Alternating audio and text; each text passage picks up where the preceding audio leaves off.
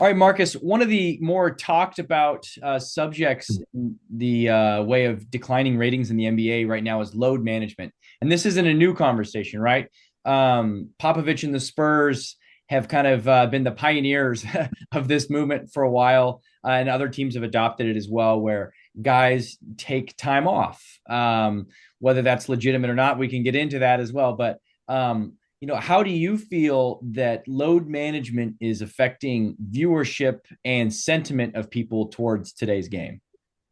Well, well, I personally think a lot of people don't understand the dynamic behind it all.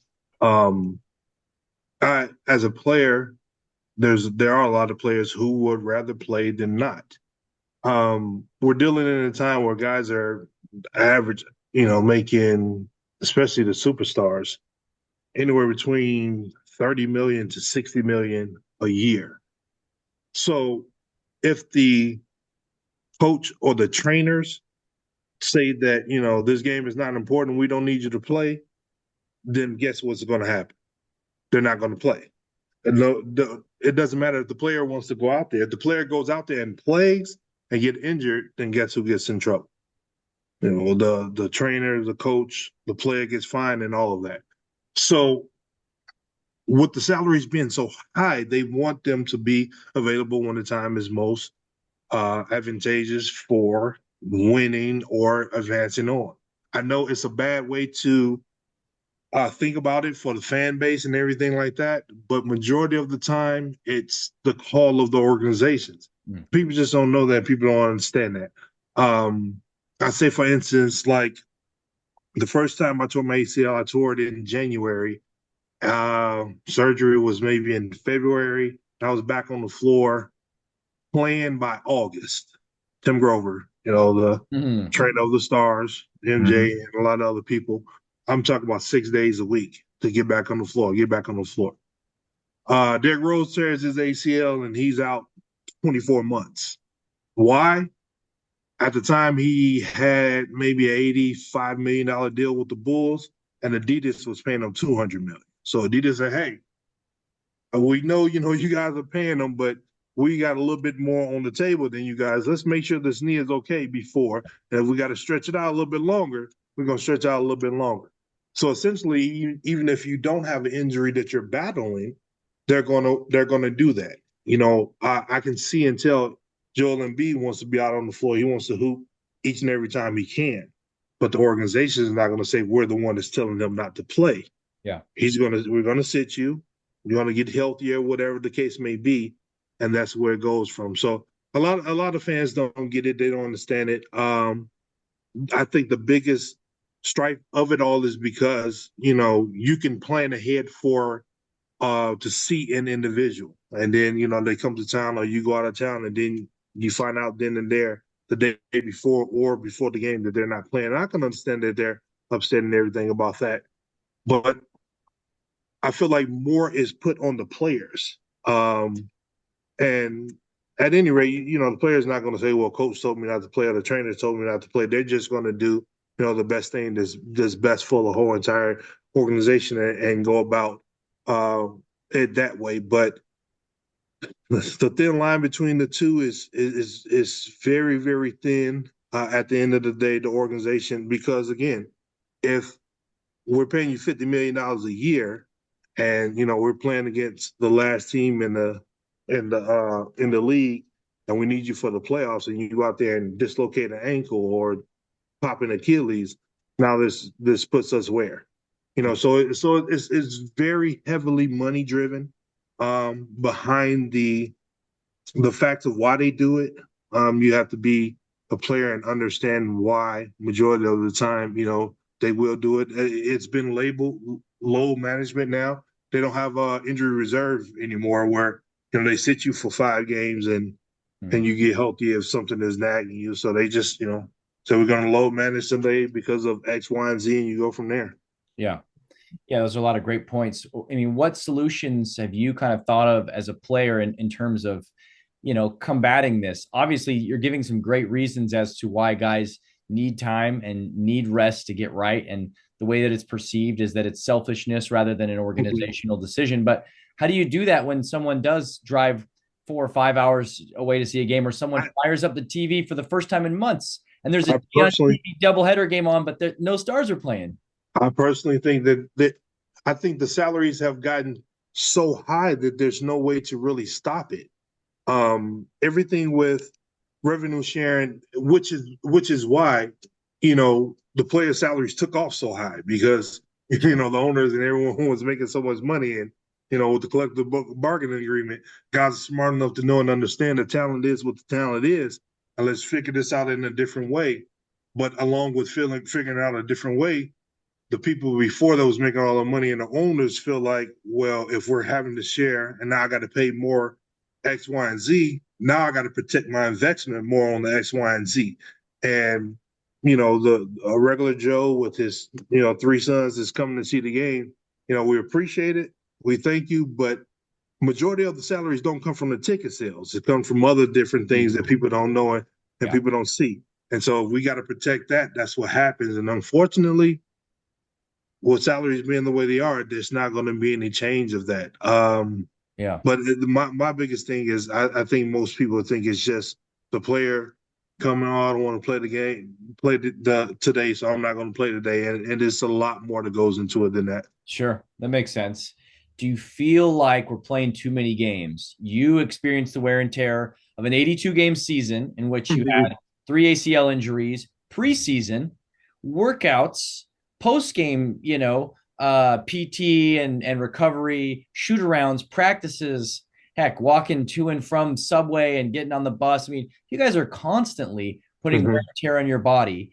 Is 82 games too many? And are the games insignificant enough to where, hey, it's fine if you miss two or three? We've got 79, 80 more versus you're a football guy, right? When you Right. watch 17, 18 regular season games, they are Mm-hmm. very weighted. All those Right. games mean a lot.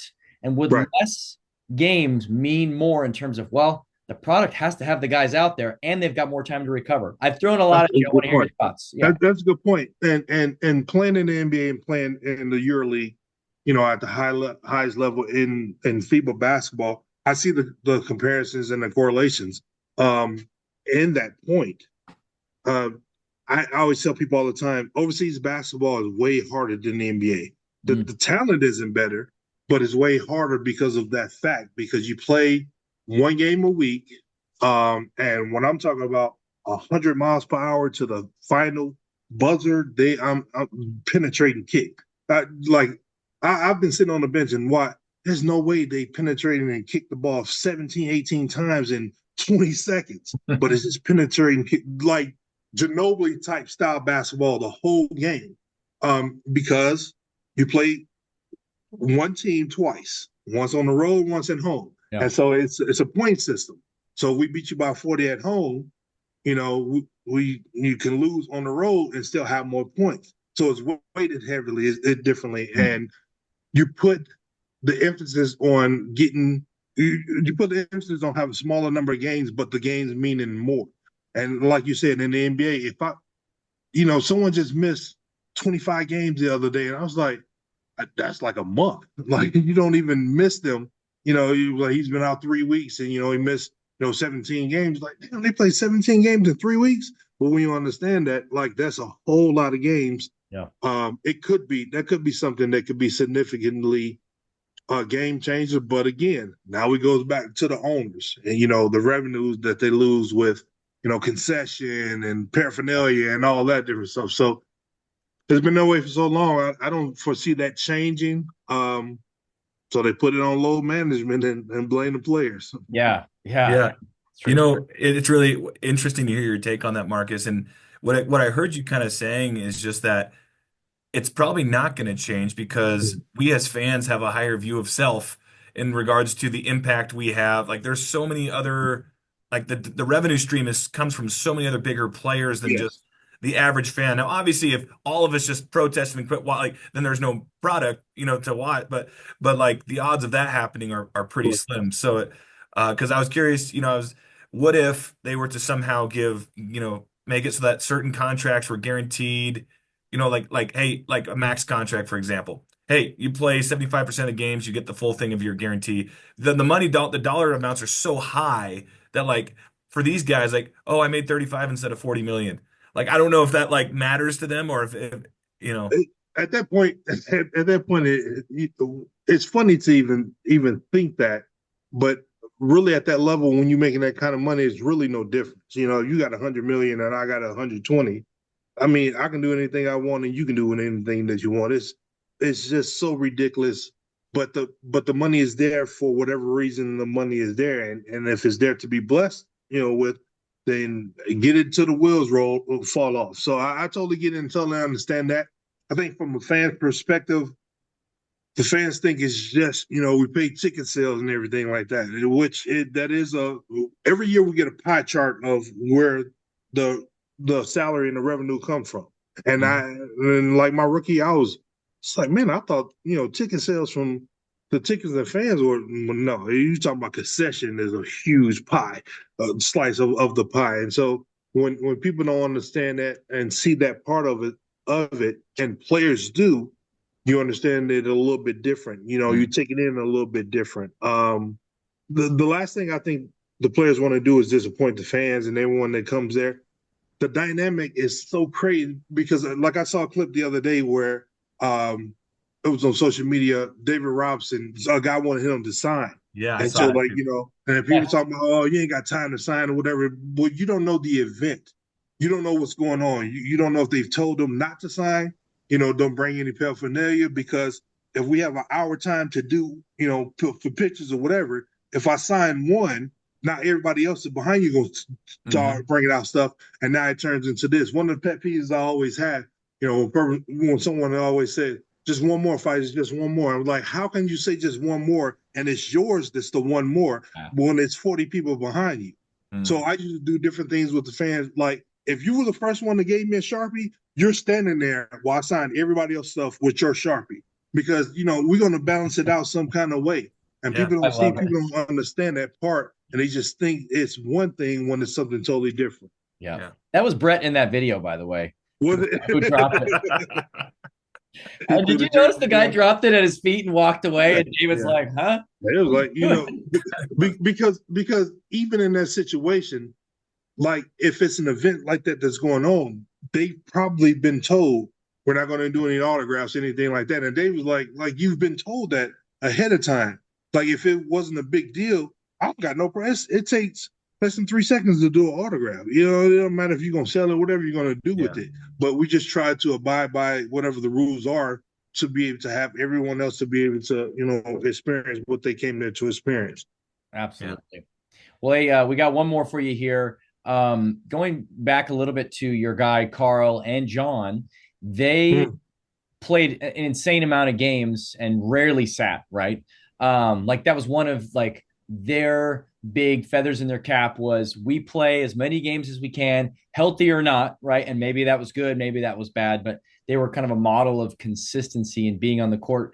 Where does rehab and recovery turn into load management, right? At what point can you tough it out versus, hey, it's probably not a good idea for me to be out there? Because I feel like you had said somewhat of a thin line, and try to take money out of the equation for this Right. experiment too and say, ooh, can I go? Well, let's see, you kind of can't.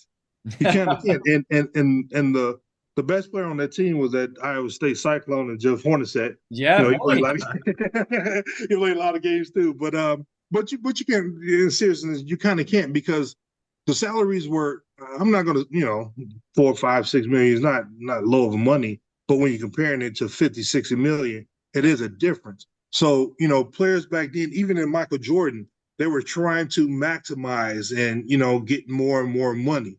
If you have a guy who already has all the more money, and you have the owners or the coaches probably telling you, no, you okay, you banged up a little bit, you probably can sit for this one. What are you going to do? I mean, you're going to sit. Back then, you got guys making 50 million now, which is a whole salary payroll for a whole team back then. So those guys were, we got to be out here on the floor in order to maximize. We got to win. Now you got role players that's making, 15 million a year. Well, even if we win or not, I'm still going to get paid. Yeah. So you can't really take it away from it. Guys played harder back then because we felt we had to play harder back then. Guys don't play as hard now as they say because hey, the ink is dry on their contract, and no matter what, I'm still going to get paid. Yeah. So it's a weird situation to be involved in. I just wish everybody the best health and then being Yeah. able to play and maximize as much as possible. Absolutely. It sounds like the lesson here is cheer for the guys straight out of the G League who have a lot to play for and who aren't Those making guys big are money tough. yet. The Yeah. Wes Matthews who are undrafted, right? Find the Those guys guys are tough. that are really, really gritty. Again, as a GM, of course, Hmm. but then those are, I think, fun for fans to find those type of guys too. Devin Carter for the Kings, Yeah, another good example right now. yeah. And they'll play every game they can. I mean, heck, some of Um, those guys will lose a few teeth in a game and they'll do everything they can to stay in because this is their shot. And so I love that some of that still exists, that it's not yeah. like everybody's there. There's still some guys that would leave it all out because it's their livelihood, it's their chance, right? Division 2 players, um, like G League players, those type players, are extremely hungry. They know they may have not gotten a shot because of whatever situation. There's a guy that's in the NBA now that's making all his money that never went through. When you see those type players, it's hard to deal with, and even playing against guys overseas and FIBA and stuff like that. Those guys are extremely hungry. So Yeah. you count those guys out, you're gonna have a long night for yourself. Let's throw Marcus in some garbage time here. All Not right. that you're playing garbage time Nope, minutes. not playing garbage minutes, but it's garbage time. All right. Hey, so just a few questions for you, and I think Tanner and I are going to try to guess what your answers are. We'll have the integrity policy that we'll say after he goes. So Tanner, make sure you don't lie. I know Yep. I won't be. Yep. I So, won't. hey, so Marcus, what was your favorite NBA arena to play in? uh Favorite arena, probably Madison Square Garden, Mm. because just the intrigue and everything about it.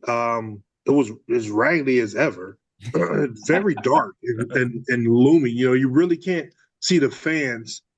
As you get past the 100 section or whatever. But getting on the big elevator, the big service elevator, which we've seen huge rats on in the corner and stuff like that, and going and them bringing down the doors to shut and whatever. So being a part of that, just thinking about MJ did that, and Patrick Ewing and a lot of other players and stuff like that. So the everything the mystique that come along with that, that and probably absolutely the United Center, what the house that MJ built. Yeah. Yeah. That's great.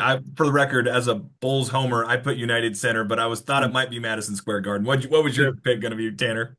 I said down in Miami. I just thought maybe that was a fun place, the night before for some players, and everyone's kind of dressed in white, and that's a unique experience down there. But I don't know, So whatever. the arena or the city? So it was the arena. We were The talking arena. arena. Yeah. Okay, no, I mean Miami arena looks like Yeah, because that's Dallas arena. our Yeah, next it's question. this Our next arena. question, Marcus, is You guys not gonna guess this if it's the city. all right. So Oh. that's where we're at right now. So, what was your favorite city to stay in? Seattle. Mm. Seattle. It rained a lot. Emerald City is green. I literally used to drop my bags before I did anything and just literally hit the town walking when we got into town. Matter of fact, the first time I tore my ACL, I tore it in Portland, and we were playing the Supersonics the next game, and we were in Seattle. Tore ACL, dropped my bags, and went to walk in. At that time, I hadn't had an MRI to confirm it, so I was hoping something different. But I was able to walk. He was a little swollen or whatever, but Seattle has always been my favorite city. Then one year, I signed with them and was up there for a little while, and same thing. I found me and my wife's favorite restaurant, Bonefish Mm. uh, Bar Grill, that because it originates from Seattle. And then got back to Chicago and found out that it had been one a block and a half from our home in Chicago for about 10 years. And we was upset about that. But we got a Bonefish here in Vegas, and we visited every once in a while, but definitely Seattle.